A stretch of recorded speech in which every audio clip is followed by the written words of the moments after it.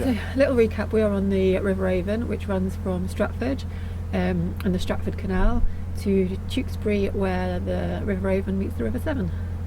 And we are going the other way. So we're in Pershore today. Been here for a few nights and it's so nice. Yeah, really nice little We community. say that about everywhere. Yeah, but this one's, it's kind of ideal. The moorings are directly beside a park for George. There's a leisure center right over there, so it's fairly quiet. There was a football game yesterday that was a little bit loudish, but nothing major. Short walk over to an Asda. The Pershore markets, which are actually really nice, like really nice, are also just a short walk over there. And then there's a little high street with a nice fish and chip shop. Mm-hmm. And then there's the Abbey, which is quite interesting. An ancient abbey that was built there and became a Norman building, and then most of that burned down, and then it's been built up in multiple stone structures, and parts of it are obviously missing. That happened when the abbey was suppressed by Henry VIII, but it's just It's a really nice little town, totally worth the visit. And during not the winter, there's an L stand right here. Right, closed for winter. And we kind of decided to stay here and wait out the weather because it's been raining on and off for a few days. It was raining this morning. So we had a bit of a late start this morning because George decided to wake us up 3 times in the night. Mm-hmm. Very, very, very, very helpful was George. So there's a bench over there that he might get left under when we leave. But he got to see the Remembrance Day parade. Yeah, so then it was about 9:30 when we were thinking about leaving, and then we noticed that there was a parade on for Armistice Day. We thought it would be a worthwhile thing to do to go over and see that. The 100th anniversary moment. So yeah, it's definitely a good place to stop, good place to spend a couple of days. I'm sad to leave. I'd rather spend an extra day, but when it comes down to it, we've got good weather today, except for that massive darkening cloud over there that seems to be following us. Anyway. No, it's going that way. We're fine. It's going that way, hopefully. We were thinking of going to, is it Evesham? Evesham's the next major one, yeah. Yeah, but I think it's about 4 hours away, so I think we'll probably end up stopping before that. Yeah, because that puts us at like half an hour before sunset now. And 4 hours is quite long for us these days. Yeah. But time to get going.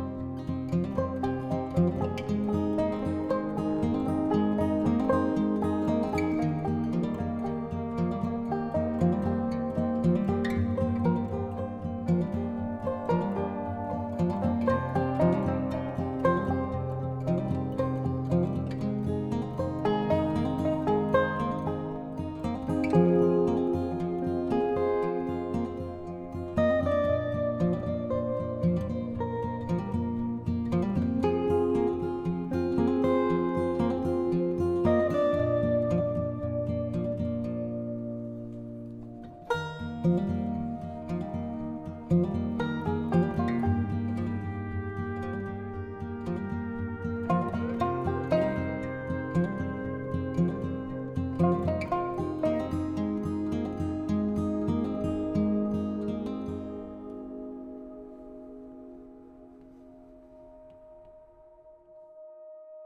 arrived at this nice mooring, which is right next to a road. This river doesn't go near any civilization, and they put the mooring right by the road. Yeah. There's a nice sheep field over there, a bunch of trees. You know, quite visually pretty, but yeah, right beside a motorway of some sort. And it's funny because we want to get to Evesham, but it was a bit far to come today. So our Nicholson guide showed 2 moorings. So I was like, Michael, let's just stop at the first one. But the first one's no longer a mooring, so we had to come to the second one, which is fine. Yeah. But we don't want to continue on as far as Evesham itself, which we'll do tomorrow. It's not very far, it's like a couple of miles, but... we've had enough today. Yeah, and it's mainly because George kept us up all night. Yeah. So there's 2 interesting locks. The first one was a diamond shape. Why is it diamond shaped? Well, apparently that was like the traditional old form. But for what reason? I have no idea. Comment below. But, you know, obviously the diamond lock lost its prominence because that's the only one left. And it was reconstructed in the 1990s in that form again. Like why didn't they just brick up the sides? No, they decided to refurbish it in the classical form, but nobody really... I think they're not very popular because they're a pain in the butt. We were coming up to it and there was a weir pushing from the side, and it was quite shallow, so I said, just go straight in and we'll climb out once inside, because obviously we want to get George off as well. But once we got, so it was a bit of a stress to get past the weir. Yeah. And once we got inside, it was like, well, yeah, that wasn't the right idea, was it? We didn't think this through. So yeah, Joe ended up having, well, we got George off fairly easily because he can basically be picked up and thrown. Joe can't be picked up and thrown. Can't be picked up and thrown as easily. I mean, I can do, but you know. So just because of the way that our stern like curves round, we weren't right up against the wall. So it's like, so once she got off, we got one rope around the back, then I had to run to the front to get the rope around the front. Couldn't throw it. I had to wait for you to get back. But then the ladder is in the corner of the diamond. Yeah, so, where you can only get to if you're in a 30-foot boat. Yeah. Because we're just like, there's no geometry that allows us to get anywhere near either of the ladders. So we decided it was our least favourite lock ever. Yes. But we took it really slow and it was fine. And then the next lock, so that one was weir. That was weir lock. Weir lock. And then the next... In weir piddle. In little piddle. Or wire piddle? Wire piddle. Might be wire piddle. And then the next lock was Fladbury lock. And that was more of a traditional lock, another massive weir coming into it, like really pretty weir. Yeah. But then... There quite a few currents and stuff on the way in. So that was another struggle to get in. And then you're looking at the high water mark. Yeah, which is like a metre above the top of the lock. So it must have been pretty crazy, and that was in 2007. It's just got gate pedals, so I cranked it a tiny bit, and honestly, the force of the water coming through was incredible. Yeah. I mean, it seemed like because of the positioning, trying to tie off at the front and the back would have been almost impossible. It made more sense for me to climb out and then move the boat back. If you put the boat back in the lock, like towards the back gates, when the water comes in from this side, it goes around the front of the boat and it kind of keeps it in whereas place. If you were further forward, the water would go around this side of the boat between the boat and the lock wall and push it out. Like it's got this warning about, potential for swamping, and I'm like, yeah, if you open that paddle the entire way, you'd have like a 30-foot stream of water shooting. Kind of reminds me of those dodgy locks on the Kennet and Avon. Yeah, or the first few on the way when we first had our... Oh, we didn't know what we were doing. Just open it up. Just opened up and, oh, good God! It's been a good day. Turned out to be really sunny and beautiful. And lots of sheep, lots of cows. A couple of baby cows. That was a bit weird. They're called calves, darling. Calves. So we're at the Graycombe Turn mooring, and it's flood safe, so that's good. Yeah. Because I can see why this would be safe if the water was up to here.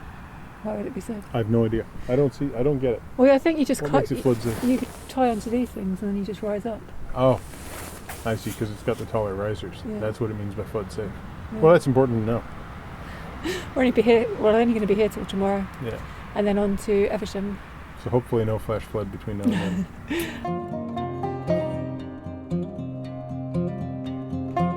All right. Are we ready? Are we recording? Yeah. Are we both recording? Are we sure we're both recording? It's recording unless it's recording. So, I'm blind. little update. We are on the River Avon still. The River Avon runs from Tewkesbury, where it meets the River Severn, and Stratford, where it meets the Stratford Canal. Like technically it runs the other way. You recording? We're recording. We're recording. We're recording. And we're recording. Good. Recording. We've arrived at this nice Right. And they might be baby bulbs, which means they're like, what, baths? I don't really know. Michael's in a really funny mood today. I think it's the lack of sleep. Yeah, I was making alternative lyrics for Bohemian Rhapsody and stuff. I was like, I don't know what you were talking about.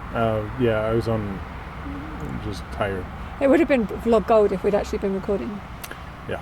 So I think we'll Mama just killed a flan. No, Mama just ate a flan. I was trying to go up for something where it was like the character's just sitting there eating dessert and pissing off his parents or something. I'm like, I don't know. It's a great song, but you should not really try and modify it. No, don't improve on Perfection. Yeah. or something. Cool.